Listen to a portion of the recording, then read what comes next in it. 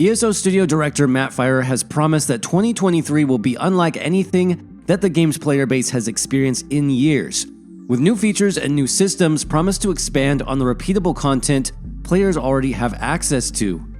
But why did he say this? Why did he say it now? And what does it really mean? For one thing, the studio director's letter that we got this year is completely different than any of the others we've received in the past. It's much longer, much more detailed, and includes specific information that really narrows down the possible systems and features we'll be getting next year. The reason for this approach is simple. It builds up the hype for next year with a sense of something new and fresh, but also stops the bleeding from a couple of rough game patches, lack of communication, and lack of content for ESO in 2022 that's finally begun to impact the game's player base and its financial bottom line. We'll dive into what the letter promises in just a minute. It is huge, but it's also a big gamble. If Zenimax Online Studios delivers on the hype with new features and systems that players want and will enjoy, then 2023 will be a great year for ESO. But if not, more broken promises and lackluster updates will turn away even more players than this year, and the game will continue its downward spiral. So what does the letter say that makes it so impactful when we look ahead for next year? Well, like I said, the letter itself is extremely detailed. For example, if you look at just the text of the looking forward section of the letter, this is almost 3 times as long as any forward-looking information we've gotten last year or in previous letters of the same type. There's a clear intent here to say, we heard you and we are listening to the player base. But what I was especially surprised to see is a detailed roadmap for next year's content revealed as well. Usually we don't get this type of information or this much of it so early. The roadmap for next year's content cadence, as he calls it, will be as follows. Quarter 1 will be a DLC dungeon. We can assume this probably will be the same as usual and include 2 new dungeons plus new item sets plus a base game update of some kind. Quarter 2 is a full-featured chapter release with some changes from previous years. In this case, the zone will contain a full story rather than a story that's broken up over Q2 and Q4. We'll talk more about this a little bit later, but the Quarter 2 chapter is also part of a multi-year story arc and will contain a new feature, one that's highly requested by the community. So just to break that all down in case you missed it, ESO's main chapter release next year, it's bringing back 3 things that players have wanted for some time. Number 1, a self-contained story with a satisfying conclusion that we don't have to wait until Quarter 4 to resolve. Number 2, a big new feature that's been requested heavily by players. And number 3, a return to sort of a multi-year story arc style that we've seen in the past with releases like Somerset, Clockwork City, and others. So this is a lot of new details, and we're only talking about the chapter so far. We'll get into what that new feature is in just a minute because I think we can safely narrow it down to just 2 possible features. But then there's the Quarter 3 release, which instead of being another dungeon DLC, is literally just quality of life improvements and bug fixes. Again, this is something the ESO community has asked for many times. This is because most players feel that the game has enough content already. We have tons of dungeons, hundreds of sets, and to be honest, most people won't play a new dungeon, or if they do, it will only be for a few days or a few weeks to get those new sets and they'll never come back. Focusing instead on quality of life improvements and bug fixes is a much better long-term goal for the game, and it's proven to work. I talked about this at length in my previous video, which you can check out here, but quality of life systems like, for example, set collection or the armory system, those are some of the most popular things ever added into ESO, and they actually resulted in more people playing the game and even better player reviews. So this is a win-win all around in my opinion. And finally, the Quarter 4 release for 2023 is going to again switch things up from a story zone to a new in-game system. Now, I know that many people are concerned that this, lack of story content towards the end of the year is a sign of some kind of maintenance mode being implemented, but I personally have the opposite point of view. First, remember that they said the Quarter 2 chapter will include a full story from start to finish.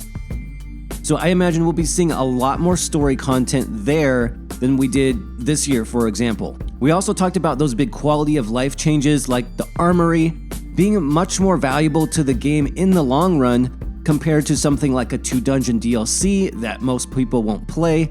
And I think the same is true of a story zone, if I'm being honest. I actually have not yet finished the story zone this year because it did seem like more of the same to me.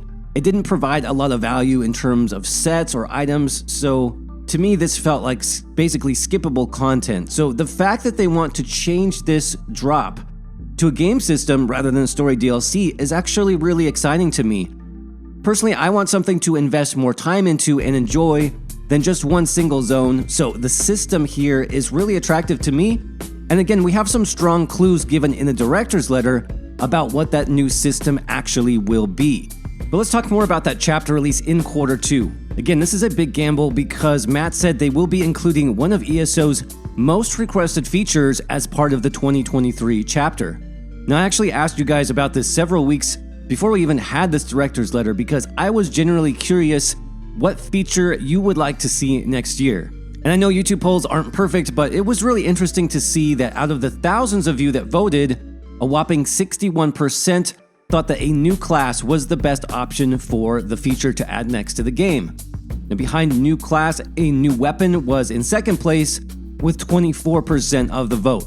So if we're talking about most requested features, at least among my viewership, then either a new class or a new weapon combined totaled about 85% of votes. That is a huge majority. Again, I don't know what metric ZOS is choosing here to decide their most requested feature. Is it forum posts? Is it the recent survey that was sent out through email? How they measured this is still a lingering question, but my hope is that the new feature coming in Q2 is one of those two most popular options, because if it is, then a lot of players will be very happy. Now that by itself is great news, but there's actually more to be excited about, and that's the new system announcement for Q4. I think some people missed this or they got it confused with the new feature when they read the letter, but we're actually getting a new feature and a new system in the same year. So two huge updates. That's pretty great. So what is the difference? Well, we already talked about features a bit.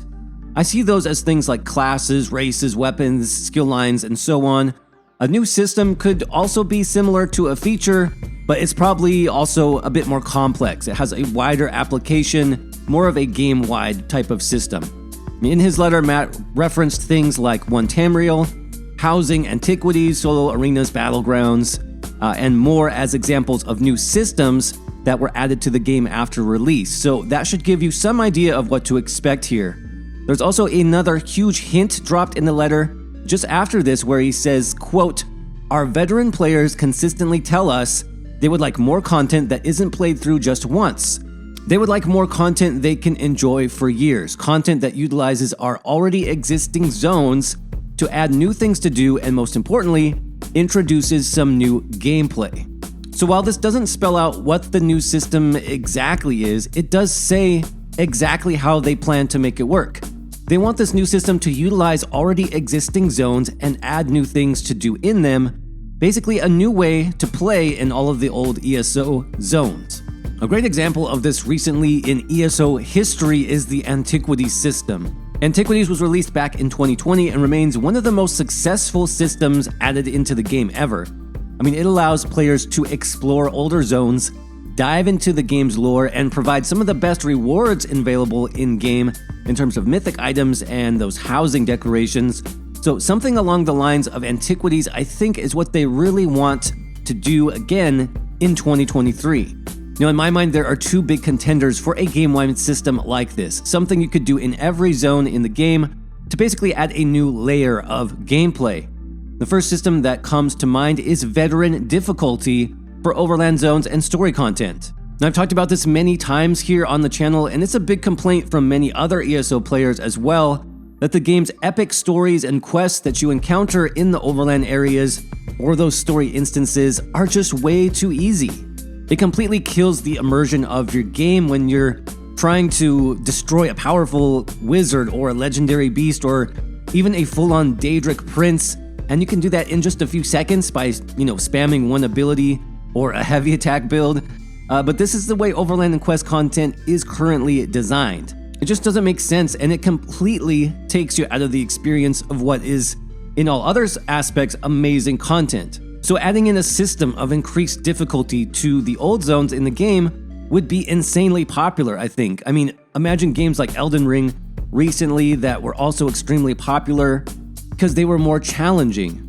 So if ESO added some additional difficulty tiers to its content, while also tying this into better rewards and better loot, then I think this new system would be absolutely amazing.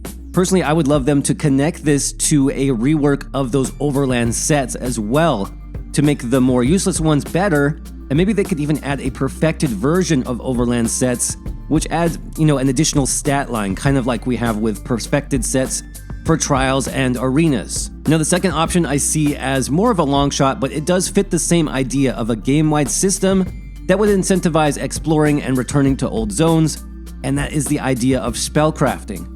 Spellcrafting is basically the concept of creating your own unique spells or skills by combining different buffs and effects to create something new to complement your build.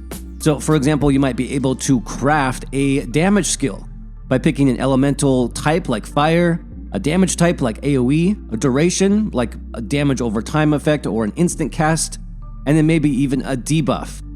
The same thing would apply to creating buffs or heals or any other type of skill in the game using already existing graphical effects, as well as the major minor buff and debuff system already in place. In order to research each spell, we would need to collect pages or some other materials out in the world, which would hit that same goal that the developers want to focus on next year, which is opening up older zones to further exploration and gameplay. I actually created a full-on video of what spellcrafting in ESO might look like, which hopefully developers have seen and considered. You can check that out right here on screen. So obviously there are many ways ZOS can go next year in terms of new systems, but these two ideas are, in my opinion, the best and the most likely. Another big need in the game is better tutorials, especially regarding combat and setting up your build. I don't know if we'll ever see that, to be honest. It seems like the devs prefer to rely on other players and content creators to teach the game for them, and that's exactly why I created the ESO Zero to Hero Academy.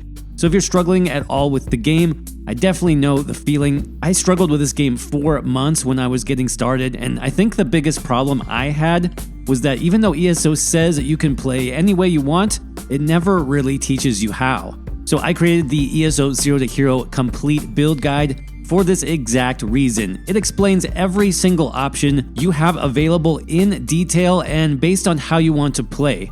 So whether you want to build for solo or group play, PvE or PvP, the Zero to Hero build guide will take you through every single step in the process so you don't get lost and you actually come away with a complete and custom build that's perfect for you. We have a special holiday price going on at podia.com, which is a fantastic e-learning site.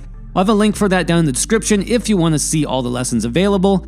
And as always, thanks for watching.